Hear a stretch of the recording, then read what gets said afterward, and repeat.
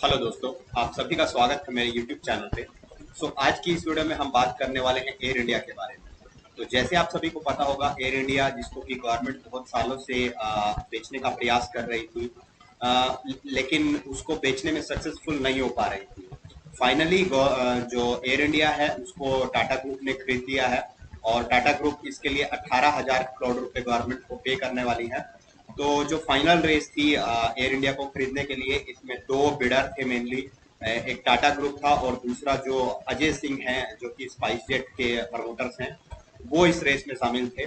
तो फाइनली 18,000 करोड़ रुपए में एयर इंडिया जो है फिर से टाटा ग्रुप के पास चली गई है।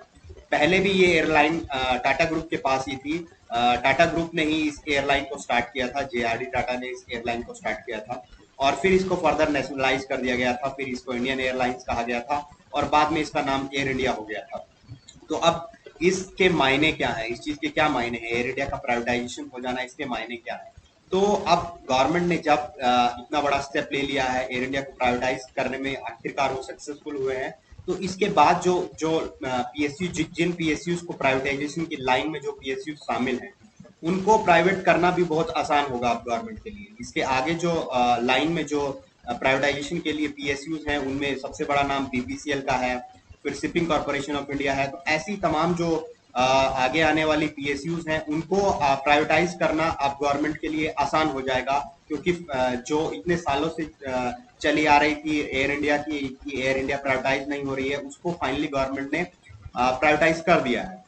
तो एक एक तो ये चीज, और दूसरा हमें इससे पता लग पाएगा कि जो पीएसयूज में काम करने वाले एम्प्लॉइज हैं, उनका फ्यूचर क्या होगा। जब कोई पीएसयू प्राइवेटाइज हो जाती है तो उसके एम्प्लॉइज का फ्यूचर क्या होता है, क्या उनकी सर्विस कंडीशंस होती है, क्या डिफरेंसेस आते हैं।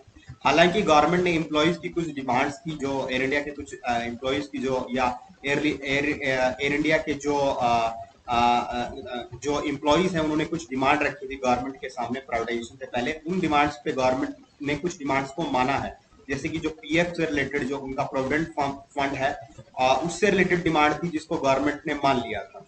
तो इससे ये आगे आने वाले फ्यूचर में ये भी देखना होगा कि जो एयर इंडिया के एम्प्लॉइज हैं, उनकी जो सर्विस की टर्म्स एंड कंडीशन होंगी प्राइवेटाइजेशन होने के बाद, बाकी जो बाकी पीएसयू जो प्राइवेटाइजेशन की लाइन में है, उनके एम्प्लॉइज का फ्यूचर भी वही होने वाला है।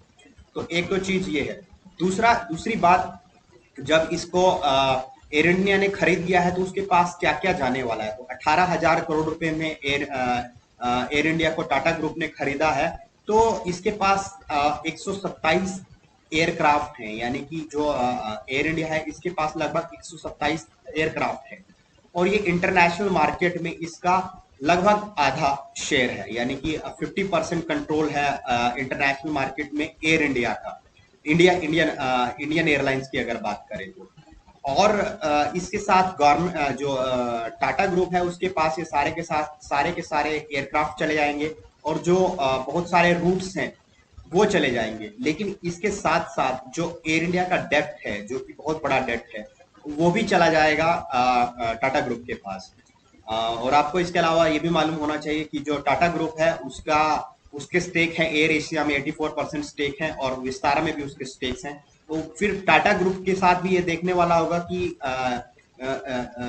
वो एयर इंडिया को किसके साथ मर्ज करता है, एयर एशिया के साथ मर्ज करता है या विस्तारा के साथ मर्ज करते हैं, या इसको अलग से ही एक अलग आइडेंटिटी रहने देते हैं। तो ये सब आने वाले फ्यूचर में देखने वाली बातें होंगी। तो यही था इस वीडियो में। इसके अलावा अगर आपको कुछ और जानना है तो आप कमेंट बॉक्स में जान सकते हैं।